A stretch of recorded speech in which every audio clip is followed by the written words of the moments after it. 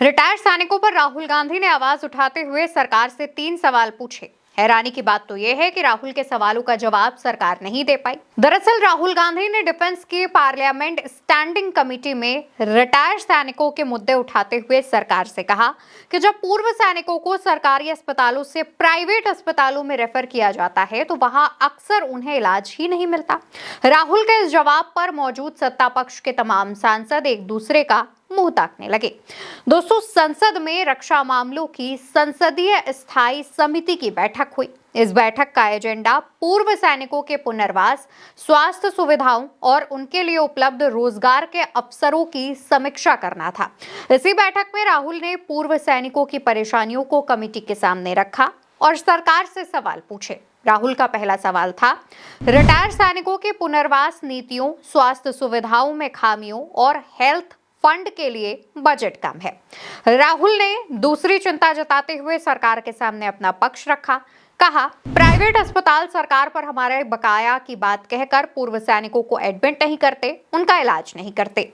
इसके बाद राहुल गांधी ने रिटायर्ड सैनिकों को दिए जा रही सहायता राशि पर भी सवाल उठाए। कहा, रिटायर्ड सैनिकों को कैंसर और किडनी से जुड़ी बीमारियों के इलाज के लिए मिलने वाली 75,000 की सहायता बेहद कम है।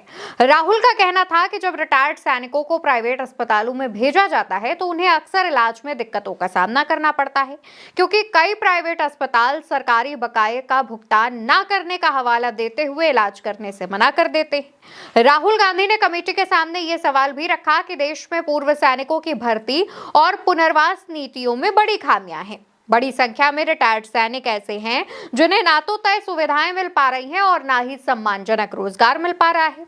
राहुल के सवाल उठाने के बाद विपक्ष के दूसरे दलों के तमाम सांसदों ने अपनी बात रखी। रिटायर्ड सैनिकों के पुनर्वास पर उन्होंने भी सवाल उठाए। सरकार से पूछा कि 10 से 25% तक पूर्व सैनिकों के लिए नौकरी में कोटा है, लेकिन 2019 में सिर्फ 1.9% ही भर्ती हुई, यानी कि पूर्व सैनिकों के लिए सुविधाओं में भारी खामियां उन्हें नजर आ रही है। हेल्थ फंड के लिए बजट भी पर्याप्त नहीं दिए जा रहे हैं। राहुल गांधी ने इन एक्स सर्विसमैन यानी पूर्व सैनिकों को दी जाने वाली सहायता पर भी कहा कि कैंसर और किडनी जैसी गंभीर बीमारियों के इलाज के लिए पूर्व सैनिकों को जो 75,000 रुपए दिए जा रहे हैं वो बेहद नाकाफी है, क्योंकि इस इलाज के लिए अमूमन महीने में कई बार आना जाना पड़ता है। आने जाने का किराया, दवाइयों का किराया, जांचों का किराया, ये तमाम चीजें मिलकर काफी बढ़ जाती हैं। लाखों रुपए ऐसे इलाज के लिए लग जाते हैं, लेकिन 75,000 रुपए सरकार दे रही है, जो कि कम है। इसे बढ़ाया जाना चाहिए। दोस्तों, इस बैठक में राहुल इतनी मुखरता से इतने सवाल पूछेंगे, इस बात का अंदाजा सरकार को नहीं था। दरअसल भारत सरकार के सभी मंत्रालय और विभागों से जुड़ी कुल 24 डिपार्टमेंटल पार्लियामेंट्री स्टैंडिंग कमेटियां होती हैं। ये कमेटियां 2 तरीके की होती हैं। पहली स्टैंडिंग कमेटी, दूसरी एडहॉक कमेटी। एडहॉक कमेटी एक विशेष उद्देश्य के लिए बनाई जाती है, काम पूरा होते ही उसे समाप्त कर दिया जाता है। लेकिन डिपार्टमेंटल स्टैंडिंग कमेटी जो है उसका काम महत्वपूर्ण होता है। इसमें कुल 31 सदस्य होते हैं। इनमें से 21 लोकसभा से, 10 राज्यसभा से बुलाए जाते हैं, इस कमेटी में रखे जाते हैं। कमेटियों का जो कार्यकाल है वो 1 वर्ष तक होता है और इन कमेटियों में तमाम चीजों पर, तमाम बिलों पर चर्चा होती है। जैसे कि उदाहरण के तौर पर अगर ये जो पूर्व सैनिकों से जुड़े मुद्दे हैं अगर वो संसद में उठाए जा रहे होते तो आप जानते हैं कि कैसे सत्ता पक्ष विपक्ष में चर्चा होती, गर्मागर्मी होती, आरोप प्रत्यारोप होते, वो अपना डेटा पेश करते, वो अपने आरोप लगाते, अपने सवाल पूछते। इस तरीके की जो स्थिति है वो हमें देखने को मिलती, चिल्लम चिल्ली बेसिकली देखने को मिलती। तो ऐसे में होता क्या है कि उन मुद्दों पर ठीक तरीके से ना चर्चा हो पाती है, ना उन मुद्दों का हल निकल पाता है। उदाहरण के तौर पर आप प्रदूषण ही ले लीजिए। संसद के शीतकालीन सत्र में वो मुद्दा उठा, लेकिन ना उस पर ठीक तरीके से चर्चा हुई और ना इस परेशानी को हल करने का कोई सॉल्यूशन निकलकर सामने आया। तो ऐसी चीजें होती हैं। लेकिन जब इस तरीके की स्टैंडिंग कमेटी की बैठक होती है तो इसमें सत्ता पक्ष और विपक्ष के तमाम सांसद होते हैं। ठीक ठाक संख्या रखी जाती है और इस दौरान यहाँ पर तमाम चीजों पर चर्चा होती है। हालांकि ऐसी बैठकों में अधिकारियों की भी उपस्थिति कई बार सामने आती है, लेकिन इन बैठकों में कोई रिकॉर्डिंग नहीं होती है, इन बैठकों में कैमरा अलाउ नहीं होता है। ऐसे में ये जो तमाम जानकारी हमने आपको दी है, हमने आपको बताई है, ये इंटरनल सोर्सेज से हमारे पास आई थी। तमाम मीडिया चैनलों ने भी ये बातें हमारे सामने रखी थी, जो अब हम आप तक पहुंचा रहे हैं। तो दोस्तों, ऐसी बैठकों में तमाम मुद्दों पर बात होती है। जैसे कि राहुल गांधी ने जिन 3 मुद्दों पर बात की है, उन पर काफी समय से हमें बात करनी चाहिए थी। उनका पहला मुद्दा जो रिटायर्ड सैनिकों की पुनर्वास नीतियों को लेकर है। तो देखिए, जो सैनिक होते हैं उनकी जीवन काफी डिसिप्लिन वाला होता है। ऐसे में जब वो अपने नौकरी से रिटायरमेंट लेते हैं, उनकी सेना से रिटायरमेंट हो जाता है, तो उसके बाद उन्हें दूसरे सरकारी पदों पर रखना सरकार के लिए भी काफी फायदेमंद हो सकता है, क्योंकि उनकी लाइफ डिसिप्लिन वाली होती है। तमाम चीज़ों, चैलेंजेस से आगे बढ़कर, तमाम चीज़ों की जानकारी रखकर वो उस पद तक पहुंचते हैं।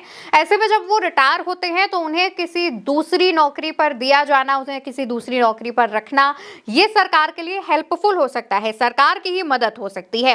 अब जो पूर्व सैनिक हैं, जिनकी कुछ उम्र हो चुकी है या फिर उनका स्वास्थ्य नहीं ठीक है, ऐसे में उन सैनिकों को जो एक सरकारी हॉस्पिटल से प्राइवेट हॉस्पिटल शिफ्ट किया जाता है, वहां पर उन्हें जो सुविधाएं मिलनी होती है सरकार की तरफ से, वो सुविधाएं नहीं मिल पाती है, क्योंकि सरकार उन प्राइवेट अस्पतालों का जो भुगतान है वो नहीं करती है। तो प्राइवेट अस्पताल अपना नुकसान नहीं करना चाहेंगे, ऐसे में वो उन सैनिकों को एडमिट करने से मना कर देते हैं। यानी कि यहाँ पर भी पूर्व सैनिकों पर ही बात फंसती है। तीसरा, राहुल गांधी ने जो महत्वपूर्ण सवाल उठाया था वो हमने आपको बता ही दिया है कि सिर्फ 75,000 रुपए दे करके किडनी और कैंसर जैसी गंभीर बीमारियों से पल्ला झाड़ लेती है सरकार, ये भी कम होगा। जिस तरीके से महंगाई बढ़ रही है, उस तरीके से इन फंड्स को भी समय समय के साथ बढ़ाते रहना चाहिए, ताकि जो पूर्व सैनिक है, जो देश के लिए वहां जाकर के तैनात होता है, अपने परिवार, अपनी जान की चिंता नहीं करता है, अगर हम ही उन्हें भूल जाएंगे तो कौन याद रखेगा। राहुल गांधी ने नेता विपक्ष का फर्ज निभाते हुए पूर्व सैनिकों के हक के लिए आवाज उठाई है, सरकार के सामने ये चिंताएं जाहिर की हैं। राहुल गांधी का यहाँ पर पूरा मतलब ये था कि ये जो तमाम चीजें हैं, सवाल उठ रहे हैं, ये सरकार देखे और उन्हें हल करने की कोशिश करे। फिलहाल देखना ये होगा कि राहुल गांधी ने जिन तमाम मुद्दों पर सरकार का ध्यान दिलाया है, इन मुद्दों को उठाया है, वो बातें, उन बातों पर हल सरकार कहां तक निकालती है, सरकार क्या मदद करती है, पूर्व सैनिकों की समस्याओं का समाधान करती है या नहीं करती है, और अगर करती है तो क्या ठोस कदम उठाती है, उस पर हमारी निगाहें बनी हुई हैं।